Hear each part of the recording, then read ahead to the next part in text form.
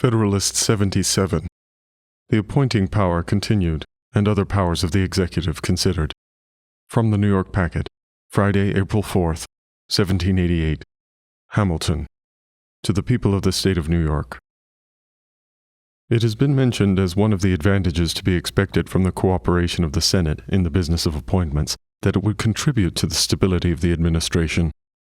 The consent of that body would be necessary to displace as well as to appoint. A change of the chief magistrate, therefore, would not occasion so violent or so general a revolution in the officers of the government as might be expected if he were the sole disposer of offices. Where a man in any station had given satisfactory evidence of his fitness for it, a new president would be restrained from attempting a change in favor of a person more agreeable to him by the apprehension that a discountenance of the Senate might frustrate the attempt and bring some degree of discredit upon himself.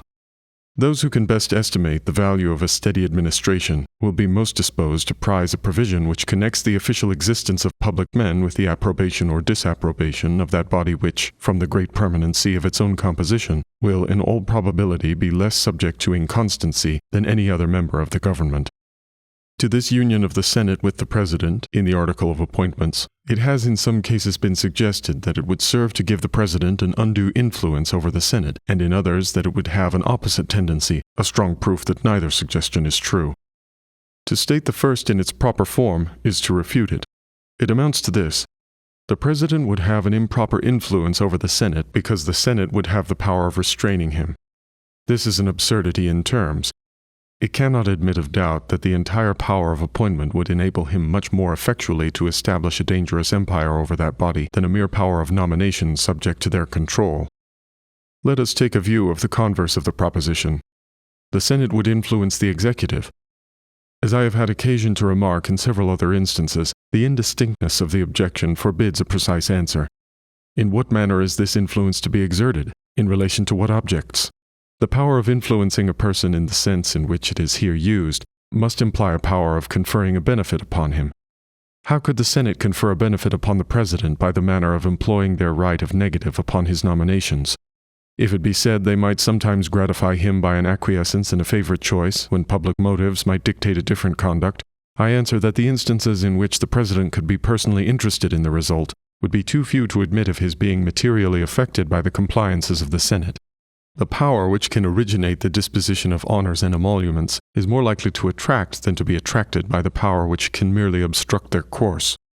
If by influencing the President be meant restraining him, this is precisely what must have been intended, and it has been shown that the restraint would be salutary at the same time that it would not be such as to destroy a single advantage to be looked for from the controlled agency of that magistrate.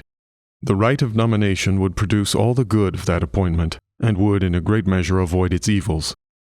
Upon a comparison of the plan for the appointment of the officers of the proposed government with that which is established by the Constitution of this state, a decided preference must be given to the former. In that plan, the power of nomination is unequivocally vested in the executive, and as there would be a necessity for submitting each nomination to the judgment of an entire branch of the legislature, the circumstances attending an appointment, from the mode of conducting it, would naturally become matters of notoriety, and the public would be at no loss to determine what part had been performed by the different actors. The blame of a bad nomination would fall upon the President singly and absolutely. The censure of rejecting a good one would lie entirely at the door of the Senate. Aggravated by the consideration of their having counteracted the good intentions of the executive, if an ill appointment should be made, the executive for nominating and the Senate for approving would participate, though in different degrees, in the opprobrium and disgrace. The reverse of all this characterizes the manner of appointment in this state. The council of appointment consists of from 3 to 5 persons, of whom the governor is always one.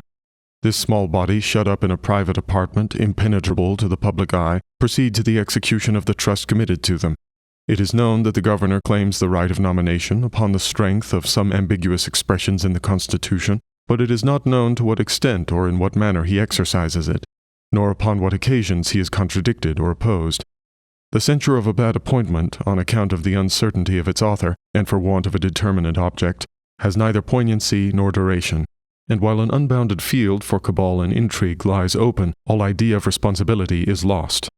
The most that the public can know is that the governor claims the right of nomination, that 2 out of the inconsiderable number of 4 men can too often be managed without much difficulty, that if some of the members of a particular council should happen to be of an uncomplying character, it is frequently not impossible to get rid of their opposition by regulating the times of meeting in such a manner as to render their attendance inconvenient, and that from whatever cause it may proceed, a great number of very improper appointments are from time to time made. Whether a governor of this state avails himself to the ascendant he must necessarily have in this delicate and important part of the administration to prefer to offices men who are best qualified for them, or whether he prostitutes that advantage to the advancement of persons whose chief merit is their implicit devotion to his will and to the support of a despicable and dangerous system of personal influence, are questions which, unfortunately for the community, can only be the subjects of speculation and conjecture. Every mere council of appointment, however constituted, will be a conclave in which cabal and intrigue will have their full scope. Their number, without an unwarrantable increase of expense, cannot be large enough to preclude a facility of combination. And as each member will have his friends and connections to provide for, the desire of mutual gratification will beget a scandalous bartering of votes and bargaining for places.